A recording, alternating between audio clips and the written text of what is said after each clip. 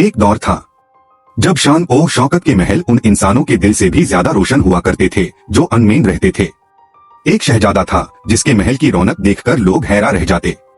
शाम के जश्न, बेड बेड दावत और हसीन चेहरों की महफिल, ये उसकी जिंदगी का एक हिस्सा बन चुका था।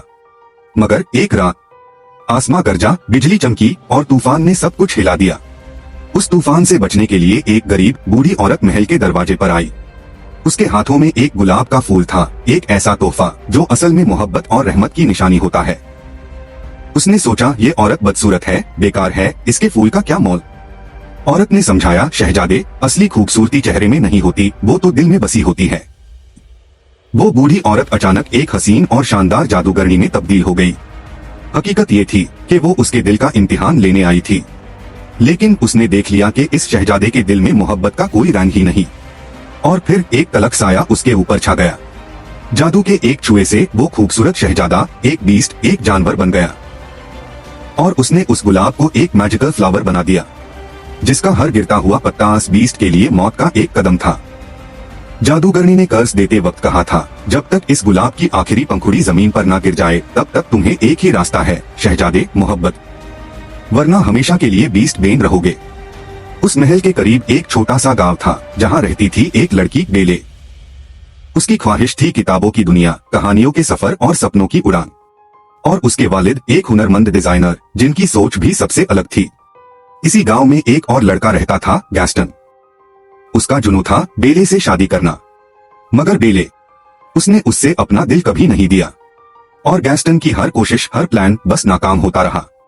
फिर आता है वो दिन जब बेले के वालिद को एक सफर पर निकलना पड़ता है। रास्ते में घना जंगल था और इस जंगल में एक खौफनाक मंजर। रास्ते पर आग लग चुकी थी, इसलिए उन्हें एक और रास्ता लेना पड़ा। घोड़े पर सवार वो एक रास्ते पार मर गए। अचानक उन्हें जंगल में भेड़ियों की दहक सुनाई दी। वो भेड़िए उनका शिकार करना चाहते थे। अपनी जान बचाने के लिए वो भागकर एक अजनबी महल के पास पहुंच गए। एक ऐसा महल जो अंधेरों में डूबा हुआ था। अंदर दाखिल होते ही उन्हें सब कुछ अजीब लगा। ना वहाँ कोई नजर आता, ना कोई जिंदा आवाज। महल के अंदर चांदनी रोशनी के साथ कैंडल्स जल रही थी और एक शाही दावत का सामान मिजाज को रोशन कर रहा था। और बिना सोचे समझे वो उस दावत का हिस्सा बन गए। एक छोटा सा कप उनसे बात करने लगा। उन्होंने सोचा, ये कोई भूत, कोई सोल है जो मुझे डराने आई है। और वो कप से कह बैठे, मैं तुमसे नहीं डरता। ये कहकर वो घबराकर दौड़ पड़े। बेले के वालिद भागते ही गार्डन तक आ पहुंचे। वहाँ रंग बिरंगे और खूबसूरत फूल खिले थे और उन्होंने एक गुलाब तोड़ लिया। लेकिन जैसे ही गुलाब तोड़ा, एक गरजती हुई दहक ने माहौल को हिला दिया। वो था बीस्ट। बीस्ट की आंखों में गुस्सा था और उसकी आवाज बिजली की तरह गूंज उठी, मेरे फूल चुराने की सजा तुम्हें कैद बना कर मिलेगी। और इस तरह बेले के वालिद को प्रिजन में डाल दिया गया। उनका घोड़ा दार कर भाग गया और सीधा बेले के पास पहुंचा। जब बेले ने देखा कि घोड़ा अकेला है और उसके वालिद साथ नहीं, तो उसका दिल समझ गया, अब्बा किसी मुसीबत में है। बिना वक्त गवाए वो उसी घोड़े पर सवार होकर निकल पड़ी। बेले ने महल के अंधेरों को चेयर ट्यू अपने वालिद की कैद तक का रास्ता तय किया। वो अपने अब्बा को देखकर रो पड़ती है और अब्बा के लबों से सिर्फ एक बात निकलती है, बेटा, ये महल जिंदा है, यहाँ हर चीज देखती है, सुननी है। अचानक एक गरजती हुई आवाज महल की दीवारों को हिला गई। बीस्ट सामने आ खड़ा हुआ। उसकी शक्ल खौफनाक थी, दांत चमक रहे थे और उसकी आंखों में एक ऐसा गुस्सा था जो किसी की रूह तक को कांपा दे। तुम कितने जालिम हो, एक छोटी सी गलती के लिए इतनी बड़ी सजा। उन्होंने सिर्फ एक फूल तोड़ा था और उसका कसूर भी मेरा था, ना कि उनका। इसलिए मैं अपने वालिद से जरूर मिलूंगी। बीस्ट की गरजती हुई आवाज महल में गूंज उठी, अगर ये दरवाजा एक मर्तबा खुल गया तो फिर दोबारा कभी नहीं खुलेगा। और फिर उसने वो दरवाजा खोल दिया। बेले अपने अब्बा से मिली, उन्हें गले लगाया, लेकिन उसके बाद एक ऐसा कदम उठाया जिसे कहानी हमेशा के लिए बदल गई। उसने अपने अब्बा को बाहर धकेल दिया और खुद कैद के अंदर कदम रख दिया। अब वो दरवाजा कभी नहीं खुलेगा। बीस्ट ने बेले के वालिद को आजादी दे दी, लेकिन उसके बदले में बेले को अपनी कैद बना लिया। जब बीस्ट वहाँ से चला गया तो एक क्लॉक और कैंडल स्टैंड उसके पास आकर बोलने लगे। वो चीजें असल में इंसान थे। महल की वो चीजें, घड़ी, कैंडल स्टैंड और भी कई सामान असल में इंसान थे, मगर कर्ज ने उन्हें अपनी असली सूरत से महरूम कर दिया था। वो देख भी सकते थे, सुन भी सकते थे, चल भी सकते थे और बोल भी सकते थे, उनके दिल में एक उम्मीद जाग उठी थी। शायद यही वो लड़की है जो इस श्राप को तोड़ सकती है, जो हमें दोबारा इंसान बना सकती है। और इस तरह बेले को एक नई रूम दी गई, एक नई जिंदगी की दस्तक के साथ। उसने गुस्से में क्लॉक और कैंडल स्टैंड को दानता तुमने उससे कमरा दिया। वो एक चोर की बेटी है। लेकिन क्लॉक और कैंडल स्टैंड ने उससे समझाया, आप समझ नहीं रहे, ये वही लड़की हो सकती है जो आपको और हमें इस कर्ज से आजाद करवाए। मैं उससे अपने साथ खाने के लिए बुलाऊं। क्या तुम पागल हो गए हो? मैं एक छोटी सी चोर की बेटी को अपने साथ दावत में बिठाऊंगा? कभी नहीं। मगर उन सब की फरियाद, उनका जोर और उनकी उम्मीद बीस्ट के जज्बात पर भारी पैठ गई। बीस्ट गरजते हुए, तुम मेरे साथ खाना खाओगी, और ये कोई रिक्वेस्ट नहीं है, समझी? पहले मेरे फादर को प्रिजन बनाया, फिर मुझे कैद कर लिया, और अब चाहते हो कि मैं तुम्हारे साथ खाना खाऊं? कभी नहीं। बीस्ट चीखते हुए, जो भी हो जाए तुम मेरे साथ खाना खाओगी। बेल ठंडी सांस लेकर मगर मजबूत लहजे में, चाहे मैं भूखी मर जाऊं। बीस्ट दांत भींचते हुए, ठीक है, तुम्हारी ये ख्वाहिश भी पूरी कर दूंगा। अब तुम्हें कोई खाना नहीं मिलेगा, तुम भूखी ही मरोगी। कैमरा अब बीस्ट की ओर जाता है। वह अकेला विशाल हॉल में उस जादुई गुलाब रोज के पास खड़ा है। गुलाब की पंखुड़ियां एक एक कर जमीन पर गिर रही हैं। ये वही रोज था जो बीस्ट और उसके महल की तकदीर से बंधा हुआ था। अगर इसकी आखिरी पंखुड़ी भी गिर गई तो न बीस्ट इंसान बनेगा और न महल की रूहानी चीजें कभी आजाद होंगी। गुलाब पर अब बस चंद पंखुड़ियां रह गई थीं। दूसरी तरफ बेल के फादर अपने गांव लौट चुके थे। वो लोगों से मदद मांगते हैं, लेकिन गांव वाले उन्हें पागल समझकर अनसुना कर देते हैं। बेल के फादर हर किसी को समझा रहे थे, मेरी बेटी की जान खतरे में है। जंगल के उस पार एक पैलेस है और वहाँ एक बीस्ट रहता है। वहीं मेरी बेटी फंस गई है। गैस्टन, जो हमेशा से बेले से शादी करना चाहता था, अब फादर को इम्प्रेस करने के लिए कहता है, मैं तुम्हारी बात पर यकीन करता हूँ। और इस तरह गैस्टन और उसका एक साथी जंगल की ओर निकल पड़ते हैं। लेकिन जंगल का रास्ता बिल्कुल भी वैसा नहीं था जैसा फादर ने बताया था। गैस्टन का गुस्सा अब उबलने लगा। तुम्हारा दिमाग खराब हो गया है, कोई बीस्ट नहीं होता। वो फादर को धमकाता है और आगे बढ़ते हुए कहता है, मैं तुम्हारी बेटी से प्यार करता हूँ और मैं उससे शादी करूंगा। तुम्हारी ये ख्वाहिश कभी पूरी नहीं होगी। गैस्टन का गुस्सा अब और बढ़ गया। उसने फादर के हाथ पांव बांध दिए और उन्हें एक पेड़ के नीचे अकेला छोड़ दिया। जंगल में भेड़ियों का इलाका था और फादर की जान खतरे में थी। लेकिन तभी एक रहस्यमय औरत दिखाई दी। उसका नाम था अगाथा। वह गांव से बाहर निकाल दी गई थी, लेकिन उसका दिल अब भी नेक था। अगाथा ने फादर की जान बचाई। कभी कभी मुश्किल राहों में भी कोई फरिश्ता इंसान की मदद के लिए आता है, और वही इंसान उम्मीद की किरण बन जाता है। पैलेस के विशाल हॉल में एक सुनसान सन्नाटा फैला हुआ था। बेल धीरे धीरे उसी जादुई रोज मैजिकल फ्लावर के पास आ जाती है। वह फूल को छूने ही वाली होती है कि अचानक बीस्ट वहां प्रकट हो जाता है। अगर तुमने यह किया, हम सब यहाँ खत्म हो जाएंगे। बीस्ट का गुस्सा फूट पड़ता है और वह बेल को डराते हुए कहता है, चली जाओ यहाँ से। बेल रोते हुए पीछे हटती है और घोड़े पर बैठकर जंगल की ओर भाग जाती है। लेकिन जंगल में खतरा अब भी छुपा था। भेड़ियों का झुंड अचानक उस पर हमला करने के लिए चारों तरफ से घेर लेता है। ठीक उसी क्षण बीस्ट ने फुर्ती और ताकत के साथ हमला किया। उसने भेड़ियों का मुकाबला किया, उन्हें भगाया और अपनी जान पर खेलकर बेल की सुरक्षा की। लेकिन इस लड़ाई में बीस्ट खुद भी घायल हो गया। वह जमीन पर गिर पड़ा और उसकी हालत गंभीर थी। बीस्ट ने उसकी जान बचाई, उसे नई जिंदगी दी थी, और इसीलिए वह घोड़े से कूदकर उसके पास आती है। बेल, नरमी और मजबूती के साथ, मैं तुम्हें उठा नहीं सकती, इसलिए तुम्हें खुद हिम्मत करके उठना होगा। बेल ने उसके पास घोड़े पर बिठाया और साथ में पैलेस की ओर वापस चली। जब वे पैलेस पहुंचे, सारी जादुई चीजें, घड़ी, कैंडल स्टैंड, बोलने वाला कप खुशी से चमकने लगी। वे जान गए थे, बेल ही वह लड़की है जिसकी वजह से वे हमेशा के लिए खुश रहेंगे। कभी कभी एक हिम्मत और दया से भरी आत्मा अंधेरे को रोशनी में बदल देती है, और एक जादुई कहानी का अंत सिर्फ वही लोग देख पाते हैं जो दिल से देखना जानते हैं। पैलेस का माहौल अब धीरे धीरे बदलने लगा था। बेल और बीस्ट के बीच एक अजीब सी नजदीकियां पैदा हो रही थीं। हर पल, हर मुस्कान, हर लम्हा उनके दिलों को जोड़ रहा था। लेकिन जादुई चीजें अभी भी खामोश थीं। वे बेल को पूरी कहानी नहीं बता रही थीं, ना ही ये कि कैसे वे इस कर्ज से आजाद होंगे। बस इतना कहा था, जब इस गुलाब की आखिरी पंखुड़ी गिर जाएगी हम सब ऐसे ही रहेंगे और बीस्ट हमेशा के लिए बीस्ट ही रहेगा। बेल धीरे धीरे बीस्ट के घावों पर बैंडेज बांधती है और इसी बीच बेल अपने पसंदीदा शेर पोएट्री को पढ़ने लगती है। लेकिन तभी बीस्ट शेर को कंप्लीट कर देता है। बेल हैरानी से, तुम भी पोएट्री पढ़ते हो?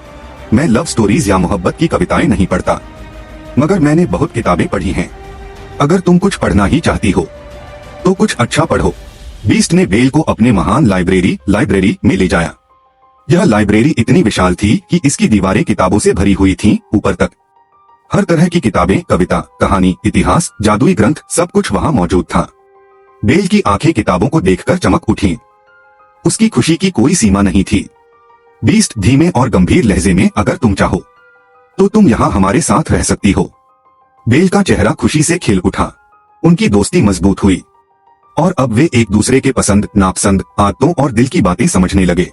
बीस्ट कभी कभी गाने गाता, बेल को सुनाता। कभी वह एक जादुई किताब, मैजिकल बुक दिखाता जो किसी जादूगरनी ने उसे दी थी। बीस्ट जादुई किताब दिखाते हुए, यह किताब सिर्फ सामान्य नहीं, इसकी मदद से हम जिंदगी के किसी भी पल में, कहीं भी, किसी भी समय जा सकते हैं। यह जादुई किताब, जहाँ किताबें, जादू और दोस्ती मिल जाएं, वहीं दिल की बातें, प्यार और विश्वास पनपते हैं।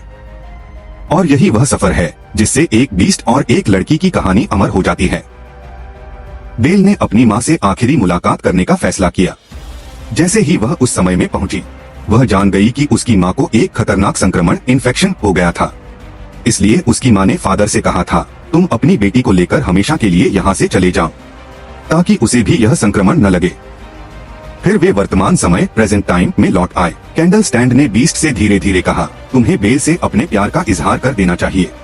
वह मुझसे कभी प्यार नहीं करेगी। लेकिन कैंडल स्टैंड और बाकी जादुई चीजें उसे मनाने लगी। धीरे धीरे वे सब उसे तैयार करते हैं और फिर बेल को भी तैयार किया जाता है। बेल को डांस करना बहुत पसंद था। अब दोनों, बीस्ट और बेल, पहली बार एक दूसरे के साथ डांस करने वाले थे।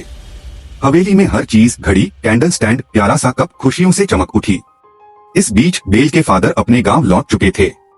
उन्होंने सबको सच बताया, गैस्टन ने हमें जंगल में बांधकर छोड़ दिया था ताकि भेड़िए आकर हमें मार दें। और वहां उनके साथ थी अगाथा, जिसने फादर की जान बचाई थी। लेकिन गैस्टन झूठ बोलने से इनकार कर देता है।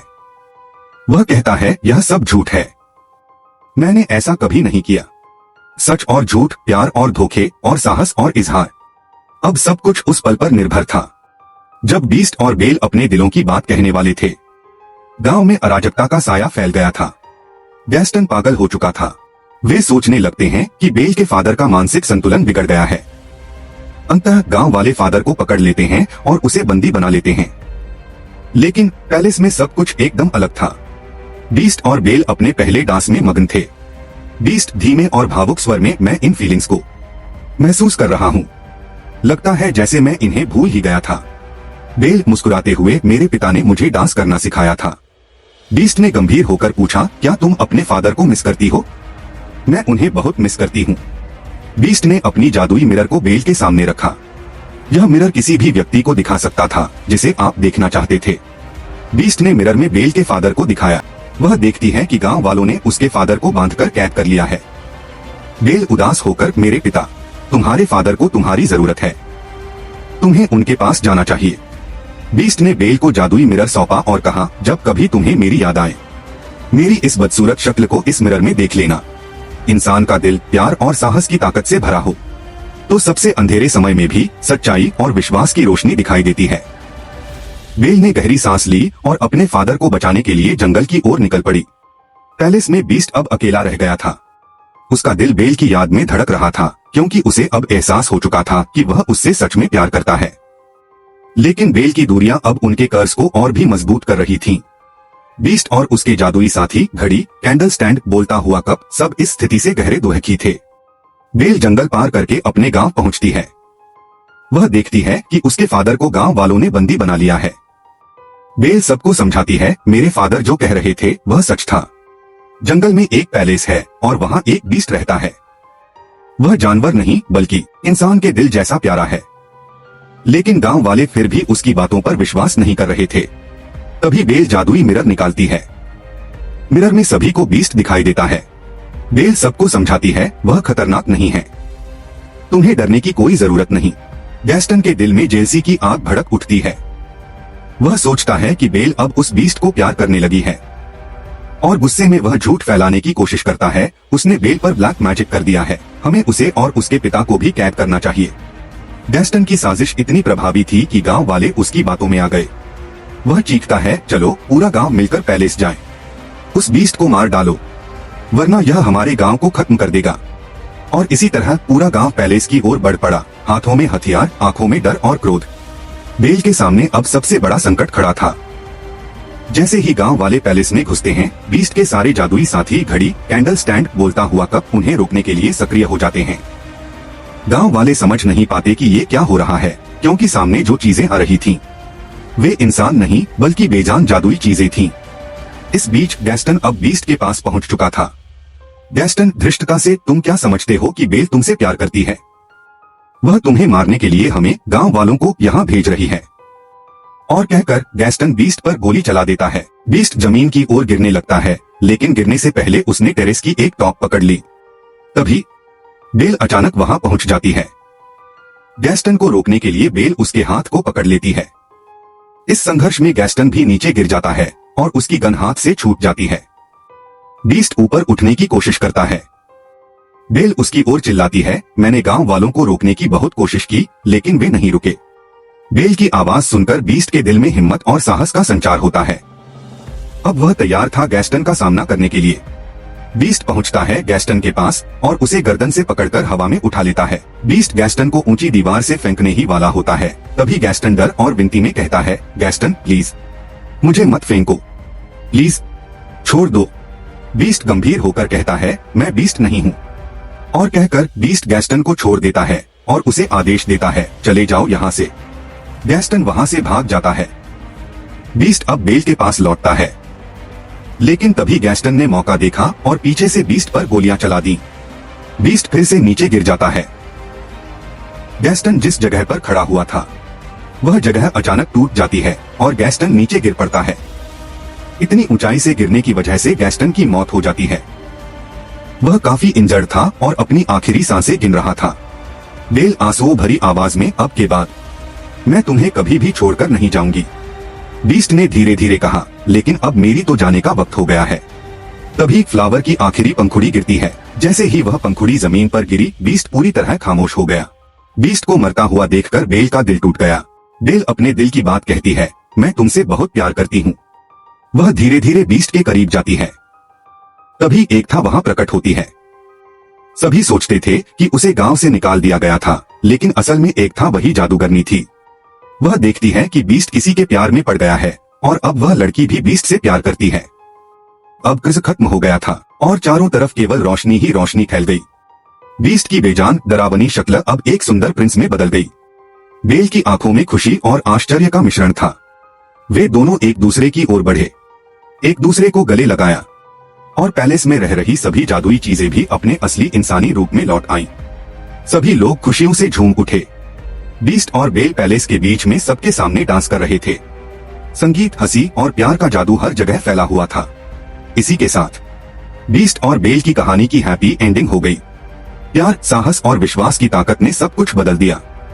अगर आप ऐसी ही रहस्यमयी और रोमांचक कहानियां जानने का मजा लेना चाहते हैं, तो हमारे चैनल को अभी सब्सक्राइब करें और बेल आइकन को दबाना बिल्कुल न भूलें, क्योंकि हर कहानी के पीछे छिपा है एक नया रहस्य।